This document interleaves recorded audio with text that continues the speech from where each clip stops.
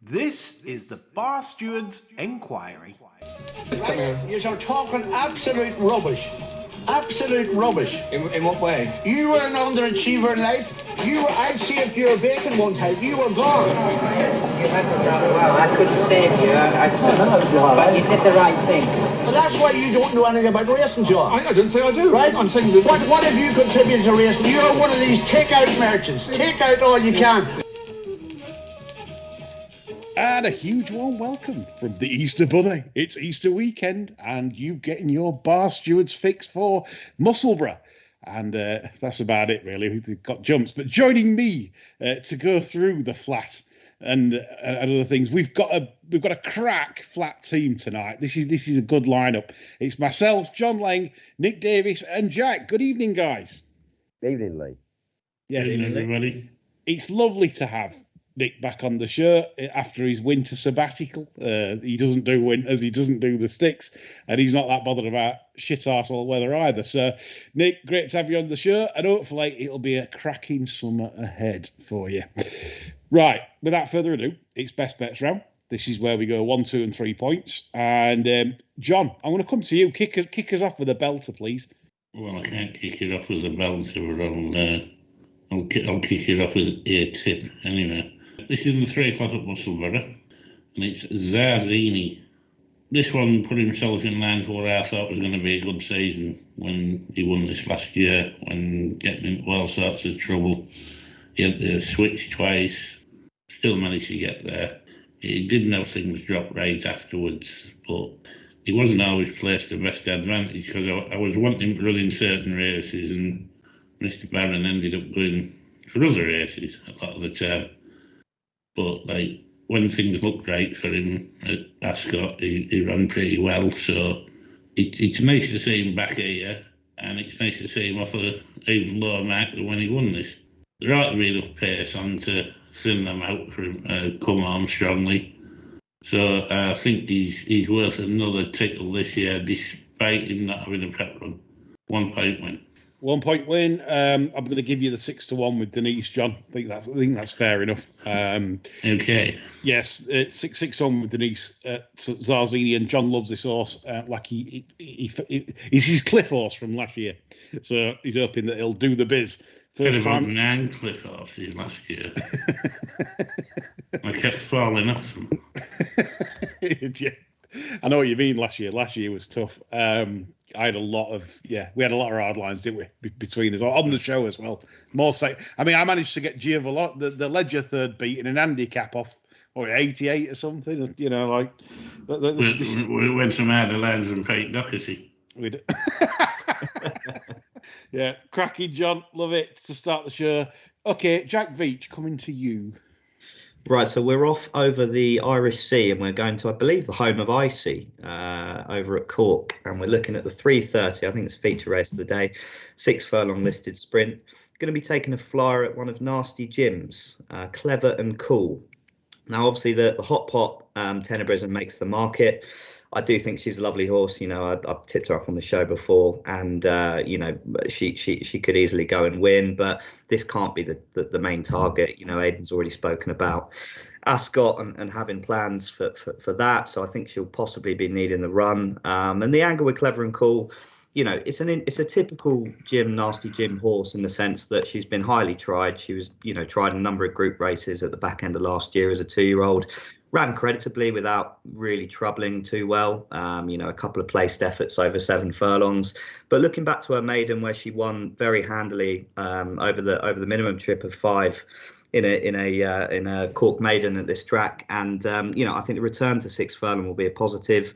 She handles the ground nicely. And I couldn't see her being too far away. You know, hopefully they go back to prominent riding tactics. She's been playing up a little bit in the stalls a couple of times, dropped out, which, you know, hopefully I don't see that tomorrow. And I think if we can get a nice break on the slop over at Cork, I will be wankering, of course, but I could see her sticking on nicely, hopefully. Big price, this one, Jack. We've got 25s with 3 firms, Paddy Power, Betfair and Denise. So half a point each way at 25s? Yep, sounds good to me. Yeah, Whipper Damsire as well. You can tell why the horse likes testing conditions, when you see the word whipper in there, I don't know what John thinks, but There's trust. Leathers. and boots. Yeah. So that second bet, and we're into this. Anyway, thanks, Jack. Nick Davis, coming to you. Let's have some decorum here now. Nick Davis, come back on the show with your first bet for Saturday on a tricky day, Nick. Tricky day. Yeah, right, tricky. It's in the 1425 at Newcastle. There's so many sort of plots and stuff here. I mean, Guiador is £10 higher than we won the last race. Abduction looks very, very sort of likely to run its race.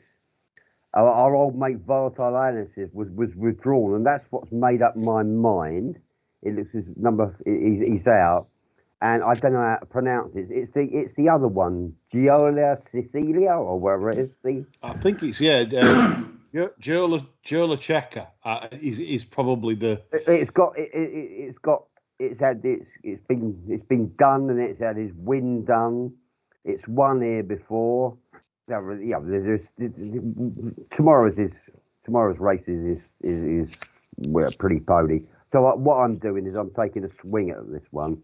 It's about 25s, I think, even bigger. I think it is 25s. Yeah. It's either one or another one. It's either going to win or it's going to be out the back door. But it's worth a stab. Obviously, a point on the nose, Nick. You think? Yeah, a point on the nose. Yeah, that's all my interest in the races. I mean, I was struggling to find three. This one was a big price, and they withdrew Volatile Analyst. I thought, well, it's down now. It's doubtful. They withdrew there because there's a couple of. I was fancying Volatile Analyst. Yeah. Well, that's another horse. It's either I like those kind of horses. It's either wins or come nowhere. It's got about. I hate horses that come second and third all the time. But, I was going to put him up each way. Yeah. 25 to 1 then, Nick. That is Ladbrokes and Coral. Yeah. I'll have a go at that. Yeah. 1 point on the noggin, I would presume. Yeah. As always. So Nick goes with a real big price to kick us off. On to myself. I'm disappointed this week. A lot of people moan and complain at me this week, and I agree. An idiot. 6 o'clock Wolverhampton is where I go. I'm bottling all the shitty ITV action where it looks impossible, and I'm going with Torre del Oro in the 6 o'clock race at 7-4 for a point. To follow plug. Yeah, I mean, I sort of like cat out of the bag there. That's on my 5 to follow on Patreon, and it's a horse that I think eventually will get to high 90s, etc. But I like the placing here from the shrewd Andrew Balding in the fact that he's not going to a bigger track, a galloping track that then shows the markup. I don't think this will be impressive when it wins. I think it'll probably scramble in because there won't be a mass amount of pace. The kilt could even nick it with Berwick Law from the front, and this is the worry: the fact that it's a gas hole like Wolverhampton sharp track.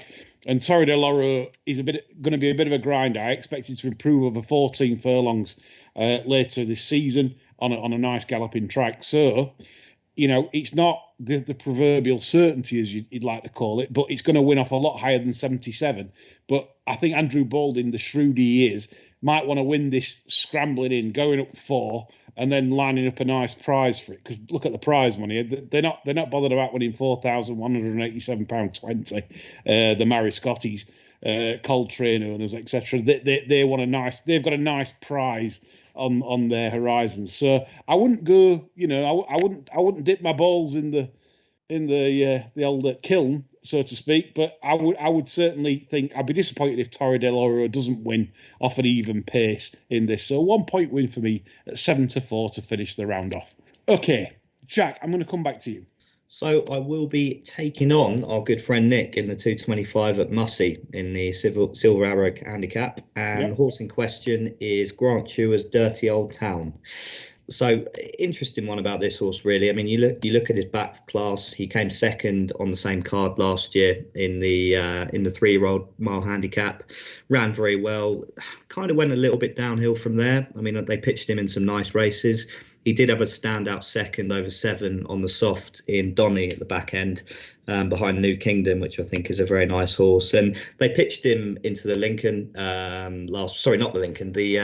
the Consolation, the Spring Mile. I mean, we'd have all watched last week. He was completely drawn the wrong side of the track, finished 20 or 22, ran an absolute nothing race, as you'd imagine. But I like the fact they've turned him out this quickly. I mean, clearly it probably wouldn't have been a target prior to that race. He was well back that day.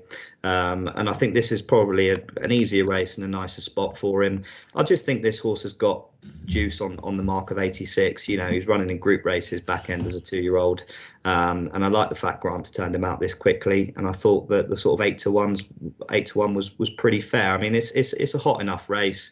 You know, O'Meara's makes the market, but he's off the back of a 5-timer, up from high 50s to 91. You know, how much more has that got in itself? And I thought Dirty Old Town 86 could well run a decent race here. So I'll be sticking with 2 points on the nose. 2 points on the nose for Jack for Dirty Old Town. A good case, and we'll come on to that race at the end of the show when we preview it in detail. I would say, Jack, that's my choice also. So good selection there, Dirty Old Town. So. Yep, 8-1 available with Paddy's and Betfair. Okay, Nick Davis, coming back to you. Right, I'm going in the 3 o'clock. Shouldn't this race be named the John Lane Desperation Stakes? There's about 5 or 6 of there. You'd be back to Count D'Orsay. It's another one of his, isn't it? Not the Tim system. Yeah. Right, then I agree with John with I'm gonna play it a bit differently, John. I agree. You know, Zarzini was badly placed. Is this a semi-Claxton then? Well, no, it's a reverse forecast. Mate, I think the Zarzini Mackinac. I don't think this is a great edition of the race, and I think these two could well. They both run well here. I mean, Zarzini, after he ran some crackers, he ran in the Palace House, then he ran Fourth Ascot from a bad draw, then it all went apart. He's back here. The market seems to be speaking a bit more in his favour now. Mackinac always runs well here, so those two, I'm going to have a point reverse forecast. Interesting. Mackinac is the Julie Macho Camacho selected of 2. And our good friend, the North Premier Feed Merchant, had her other entry in this race. And she's gone with this one instead. So a tip in itself, yeah. So I thought, go for glory. No point mucking around yet. 1 point reverse forecast. Live by it. I like it a lot, Nick. Yeah. So a reverse forecast. Nick's come up with a 25s and a reverse forecast. He doesn't mess around with 5-4 shots. This man. I do though. but not yet. The 5 o'clock Haydock is where I'm going for my 2-pointer over the jumps. Yes, I know. I've been frightened off by this competitive racing. No, I am really keen on this one. 7-2 is available, generally available. Up against it, Ginger McCain and Theo Gillard in the saddle. I think this is an outstanding bet. I would have this probably around 6-4 to 5-4. The reason being, the ridiculous pace they went in the Warwick race last time. 89% was the sectionals, which means obviously efficiency would be somewhere around 103, something like that. Right, this was 89%, so they went bananas, and this horse jumped fantastically well. And the fact it kept going so well, I was impressed, because the leader just dropped dead from the home turn, and this didn't. And what's more impressive is it were a point winner over 3 miles. Sorry, that's a lie. It was second in a point over 3 miles, but it was staying on over the 3 miles. And you look at the family. It was no right to be winning really over 2 miles. Where it's basically a full brother to Present Storm, which was the 3 mile hurdle winner, and the Dan was basically related to the useful staying jumper Merry Master. So you can see that this horse really shouldn't have been winning over 2 miles. And I reckon that was maybe that was Donald himself placing the horse to get beat. But anyway, it jumped so well that it couldn't really get beat. And again, it takes on more deadbeats in this. A lot of deadbeats, non-winners, like Hold on the Line wins, but top of its mark. Cropatrick, Ungenuine, etc.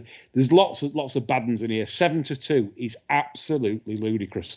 If only I could get on overnight, that would get an enormous bet. I mean, it should be my top bet really on value, but I'm staking it on the Naps table. So 2 points up against it, 7-2 generally available for the McCain Yard to follow up the win at Warwick. Jonas Lang.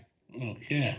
After spending 6 under 4 months mourning about the stick jumping, I'm off to Haydock. Oh, you haven't, John. I have, I'm afraid, yeah. This is in the 315, and it's, I was going to say a friend of the show, but actually it's like friend of us. We haven't asked him if he likes the show or not. It's Brian Ellison's Tiger Jet. Now, Brian had a fair record in these finals at Haydock in the Coogs Racing Club days. I think it's quite significant that he's kept this one nice and fresh for this. It was a big fart there. Sorry, John. Well, yeah, I mean, a lot of people would say that's a worthy assessment of my opinion, but I've got a goal.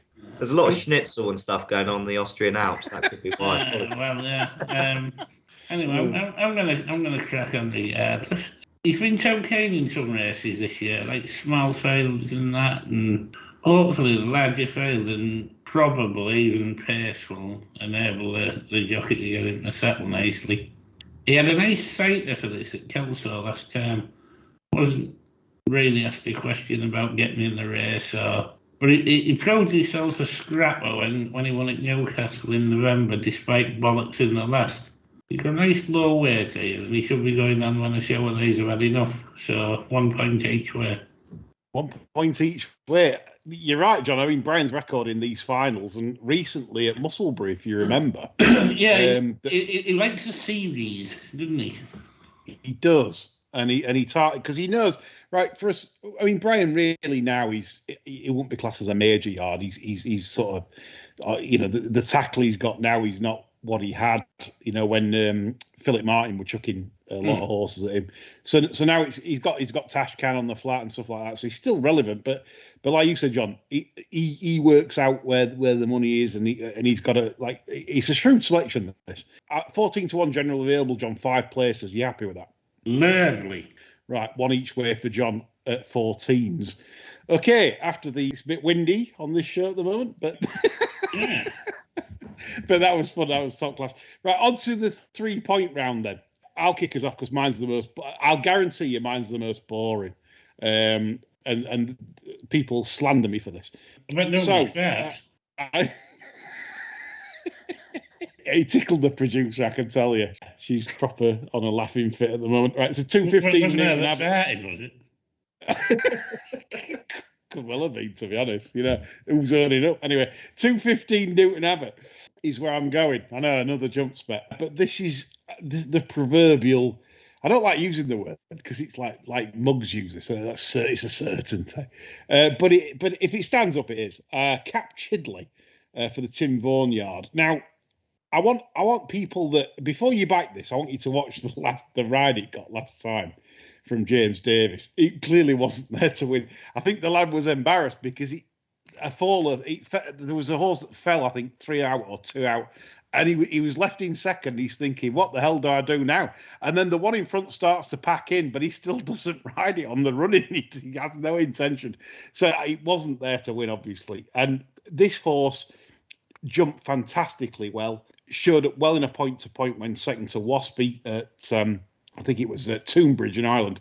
And he's had spins for marks straight over. They haven't messed about going over the hurdles route. They've gone over fences. And it was second to one called Shut the Gate, trained by Henry Oliver. And we know what a bent so-and-so Henry Oliver is. But he weren't bent with this because he got this from John Spearing, the winner. Obviously, John Spearing, who's, not much cop over the jumps anyway. This was rated 76. and it's entered on Monday for those of you that like to follow form lines and stuff. So Shut the Gate will end up being about 4 to 6 to win on Monday under a penalty. But this might have even beat it. This is an absolute good thing. Takes on Scrap, 5 to 4. Honestly, if someone would lay me now, I'd have a 5,000 or 4. No problem. You know, like head down, straight in. This has just got to stand up, jump well, and that's it. It's done. You're getting paid. So that's why it's gone the 3 points, because also it gets me above the 6 point threshold, so I don't lose on the weeks. I'm sick of losing on the weeks, John. I know the feeling. so I apologise. At least nobody starts while you're dishing your selection. It's the ultimate disrespect, John. It is. Contempt is the word you're looking for. It is. It's that Davis. You know, it's the Currys down the southeast. You know, you get all sorts of shit. Brick Lane. Right. So anyway, I'd advise anyone that's listening to my selections, I would honestly do a treble on them. I think it pays around 20s plus. That's a way to spend your Saturday. A 20-1 treble, and I think all three will win. So there we go. That's me finished. John Lane, back to you. Okay. Has everybody cleared any wind at nature? Oh. I spent the last 5 minutes while Lee was dishing his selection out, trying to squeeze one out, but I was trying to follow through. Sorry about that. Anyway, I digress. The tip is in the 150 at Musselburgh, and keeping the spring cottage theme going, it is Chili of Brian Ellison's. Now, this one was picked right in amongst it at 2 years, running at what at the time looked a decent Acom at York. And that proved to be the case, really. The winner went on to complete the little unheard of treble with Champagne and Joe Hurst. Now, it was outclassed in the paddock, let's make no mistake about it, and in the race. But he's only beaten 9 lengths, and then he bounced back to easily win an nursery, really, off what could have been a tacky enough mark at 85. He then tried to lead all the way back at York in a much better class race. We had a good friend of Lee's called Streets of Gold. Yes. Where you could argue that if he'd been made a little bit more use of, because I think 3 of the front 4 were front rank all the way, he'd have probably done even better, because he looked like being swallowed up 2 out. And then he came again to, I think it was 4th or 5th. The last run's excused as a typical 1 over the 8 from Brian. Couldn't resist having a dip at Ponty when Arthur was probably hairier than Roy Wood in Wizard. He's been gelded since last season. He has enough early for a good sit in this, and given his likely position turning in, I think it's very hard to see him out the frame at a nice price if he's ready for this. So I'm going 1.5 points each way, please. Do you know what? That you do make a good case, John. The Streets of Gold race was indeed, I think that's strong form and a key race. It's a key race, and it does want a mile. But and I agree with you. That's Brian 10 days later. I mean, 10 days after that, you know, he sends it for bloody Silver Tankard. You know, would he talked him out of that? Yeah, you'd have just stopped there. You'd have just gone, right, nice horse this as a 3-year-old. Leave it there, Brian, you fucking idiot. Stop it, Brian. Stop it, Brian. Now you're going to have this fucking gelded and end up at Musselburgh next year. Yeah. John, I think that's a great selection. 1.5 each way, 18s with Hills and Port Vale. I think that's a cracking price, to be honest. I agree. I think you make a very good case, and that is key race form is the Streets of Gold form line. Good stuff, John. I like your selection. It's better than mine. Nick Davis, coming to you. It's a desperate card, isn't it? 1535. 1535. I had this one in my notebook because, you know, you look at something and say, what are they doing? They put this in the Cumberland Lodge in its second run-up. They're winning a novice or something. Good show. Right down the bottom. They got a handicap mark out of it after it finished second in a minor race, but it's out now. It's been found in the market. It's not really overpriced. But I just down as what are they doing? They must think an awful lot of it. And then after that minor race, they put it away, and now it's out. I mean, this is Doug Leish's his last season, so he's going to retire this season, isn't he? Yeah, Kenny Dalglish. Is that enough? Yeah. Yeah. Just 3 points at 6-1, but it's a desperate. It's a desperate thing. There's lots of exposed horses, and this is the least unexposed horse of the day, I think. It's one it's novice. It's ninth in the Cumberland Lodge, second in the minor race, and now it's got a handicap mark. Well, the interesting thing with this is I agree totally about your unexposedness. I mean, it was given a crap ride at Nottingham when it was. I know. And like you say, but like you say, it's strange placing. Like you say, ends up winning on debut, and then from Mac Full that I don't think that was a bad yardstick. You know, I think that was okay at the time. So yeah, I don't think it's out of the box at all, Nick, in terms of chances. And that's 6-1. So you're 3 points on the nose with Ladbrokes and Coral. Good stuff, mate. I like all three of your choices so far. Jack, coming to you to finish us off. Yep, so we're back to the 150 at Musselburgh, and there is a minor klaxon. I know Nev's got his foghorn. I don't know if he's got like a foal that makes a similar noise, because we're doing a bit of split stake action here. So I mean I'm having 1 point on John's. I like the case that he made. I think this ran in decent races last year. They clearly think pretty well of the horse, and to see him chucked in here, you know, first time gelled in at whatever the price is, 16, 18 to 1. I think he could fair well run a race, and you know, I think this is a good bit of placement. I see he's got another nice one on the card as well, same ownership. I think it might be in that Dirty Old Town race, so they're clearly targeting this meeting. But yeah, couldn't let him go unbacked. So I'll have 1 point Chile. But my 2 point selection will come on Captain Winters. So I think he's been chipped in at sort of 5 to 1. Kevin Ryan trained out of Ream 3, who, as a dam, you know, she spat out more progeny than Katie Price. But to be fair to her, they've all done pretty well. You know, I don't actually think you'd be hard pressed to find a better dam. It's still in action. You know, look at the likes of Third Realm, Triple Time, Astilio. I know he's gone a bit south, but you know, he's still a Group 2 winner. Kate Byron.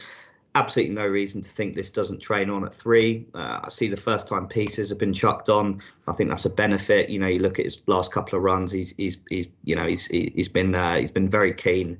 I think if they can get him out in front, and you know, Mussy, of course, suits the front runners. You can tell that by fucking the kilt winning the last 3 out of the 4 renewals of this race. So I think they go forward with this one, and I just think he could be the old adage of possibly a group horse, you know, off 94. I know there's not huge budge to go in the mark, but I could see this one going forward. And yeah, to be honest, I thought he'd be a little bit shorter. I see the kilts has made up a lot of the market, probably because he's won, you know, as I said, 3 out of the last 4 of these races. But I'm not a big Roaring Lion fan, to be fair. I don't think they've physically kind of stepped up as far as I've seen so far, and this one really kind of started off really impressively. The line of war that I'm talking about here at Newcastle, and then kind of digressed from there. So yeah, I like look at Captain Winters. I'm keen for 2 points on him and a 1 point saver on John's Chile, please. Yeah, good selection. 6 to 1 you get for Captain Winters, and 18s for Chile, the same as John, or 16s if you farted, says John. I loved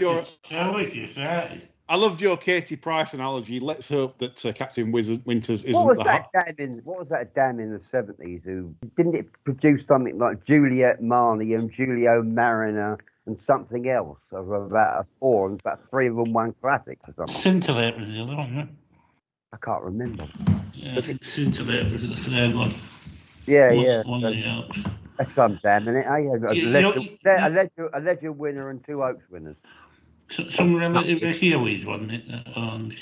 Right, Captain Winters for Jack Attack, and Chile to finish us off. Right, we're going to go through TV races now, because obviously I know you chaps have got selections, so we can now talk some turkey. If you like, so the 150 race, which we've been talking about just right away, that obviously Captain Winters, Chile. I thought this has been farmed by Johnson and Farr the last few years, isn't it?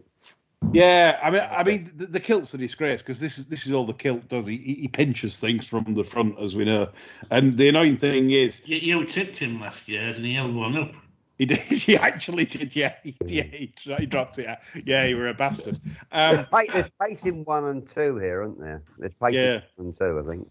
Out of those two, I'd probably have his second string over Lion of War. I think Finn's Charms. Well, Lion of War will be over after Murphy got his treble today. That'll be probably one of the most over bet ones tomorrow, won't it? He'll be out in Edinburgh tonight, so.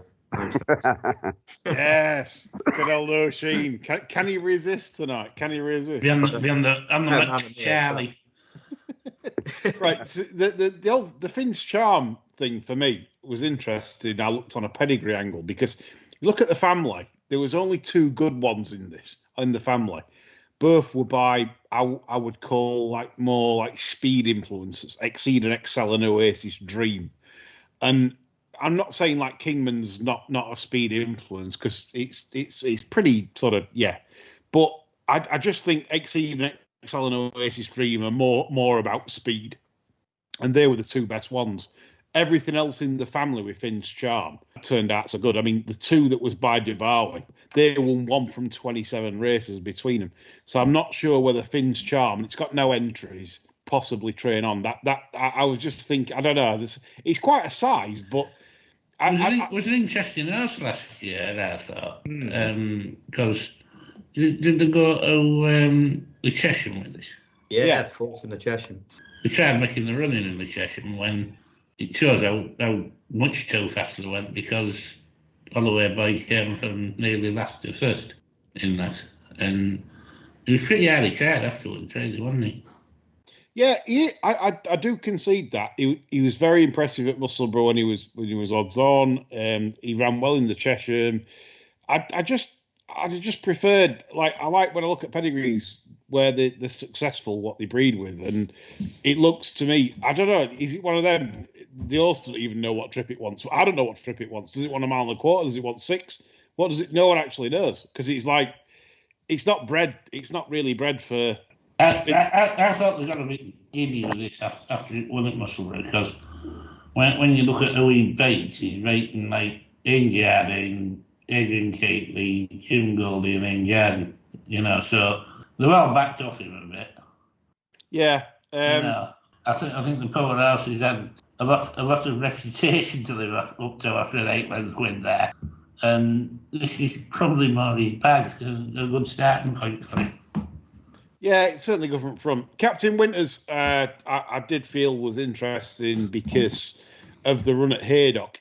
All you got to do is watch the replay at Haydock, where it actually finished in front of Lion of War that day. On the sectionals, it was a very disadvantageous position. The thing with Captain Winters, though, for me, and they've gone for the pieces, is he does hang left. He's done it on 2 occasions, so he's a real tricky bugger. In fact, the win at Thirst when he beat Runaholic, to me, he should possibly have got thrown out. He was lugging into the runner-up, and he was doing nothing. He was tossing it off. So there's a lot of ability there. You saw that from Haydock. There's also some temperament. So that was the only sort of bugbear I got with Captain Winters in terms of going to bed with Kevin Ryan's horse with 2% Tom on board. How many Abbeys have you won there? Yeah, exactly. But I do like the Chile selection. He's most interested. I think that's the one that probably interested me most, barring the draw of stall 9. A tricky one. Super Ben can negotiate that. 225 Musselburgh. We come on to the 30 grand handicap, the Silver Arrow. Autumn Festival kept winning last year. Gonna struggle from that draw, so surely. You're gonna have to use some petrol up to get across. My selection was Dirty Old Town, the Jack Angle of On the Wrong Side at Doncaster, together with the second to New Kingdom back at the Kazoo meeting, the Ledger meeting last year. Had Harrow behind it in third. That'd be strong enough form to be competitive here. I'm not sure about the blinkers second time. They obviously think Horse isn't putting it in, John. I thought it was doing enough in Sam James's hand the last time to suggest didn't need blinkers, really. Bit of a strange decision from Grant, I think. In addition to that, every time somebody mentions Dirty Old Town, it sparks up in my head, and it's not the Pogues version relating to Salford. It's the Graham Norton version that he sang in Father Ted. And it's annoying the hell out of me now. So thanks for whoever keeps mentioning Dirty Old Town. It's probably going to ruin me night. I think there's a few there are not well handicapped and need to go down. Yeah. I can see about 3, 4, 5 in there that need to go down in the weights, I think. That's why I thought the analyst was such a doozy of a bet. Yeah, and then but that was I didn't know. Kenny took his brains out there coming out of that, hasn't he? Yeah, I that's why it maybe go on to his other one when that was withdrawn. Yeah, but he's got gap form now, hasn't he? He's left with stall 2, and there's nothing in 3. So that sums that up. 3 o'clock, Musselburgh is the Scottish Sprint. And selections here are Zarzini from the panel and a reverse forecaster there with McAnar. So certainly interest there. McAnar, I think, has got a big chance myself. I think he likes it here. I think he's the type of horse that's so consistent that's probably going to be a plus point come tomorrow, with a lot of horses either needing it or just not quite on the ball. And you reckon, like John highlighted when he said that the old Captain Louis Camacho got 2 in this, and Steve Brown took out Captain Louis. He said to the feed man, "No, you're not running here." And McAnar is the choice. I think that's quite interesting from John. That Came from the Dark, his favourite. Obviously looking quite well handicapped now of 97. However, I do have a contact in the Ed Walker yard, and they aren't sure about this horse's wind at all. Obviously, it's had a wind up sort of last summer, and they're not convinced that the horse there's no confidence, no stable confidence. I think there's a lot of issues with this one, Lee. You look at his last few runs, and it's a classic gone at the game case for me. He's clearly got the ability, but he never seems to want to put it in. So, yeah, more than happy for him to make the market and to row in with John and Nick's there, to be honest. Yeah, no, it's looking good. It does. All the sun and moon are sort of a meeting point on this. It looks quite good. Nick, John, anything further to add on the race? Not really, no. No. Okay, No, yes. no. No. 3:35 race then at Musselburgh, and it's the Summer Whirlpool Queen's Cup worth 100 bags in total. Spirit Mix heads the market at 4-1. We've got Good Show from Nick as his best bet. So I'd like to come to Jack and John first on your thoughts. Well, I think kudos to Mussy for persevering with this card, really, because I mean, they've set us a shit house of a problem, really, today with all these. But the one I liked in here, well, I wouldn't say I particularly liked, but I thought if you had to have a bet, you could have a little poke at this, was Ian Williams, East Asia. Based on the fact he targeted the meeting last year and won it with Enemy, was it? Yes. Yeah. I thought this had a nice enough profile coming into this. Been running in Maidan and what have you. Possibly you can make a case out for it being on an okay sort of mark now. The draw's reasonably attractive.